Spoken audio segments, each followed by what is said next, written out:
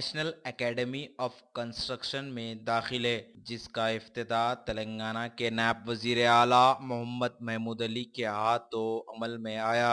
कायदे मजलिस अकबरुद्दीन ओवैसी ने national academy of construction का तफसीली से जायजा लिया और खासकर नौजवानों से उन्होंने अपील की है कि इससे इस्तेफादा हासिल करें। इसमें 200 से ज्यादा उम्मीदवारों को दाखिले मिल चुके हैं। नायब वजीर आला व मिनिस्टर मोहम्मद महमूद अली ने कायदे मुकर्रर अकबरुद्दीन ओवैसी की खूब सताइश की।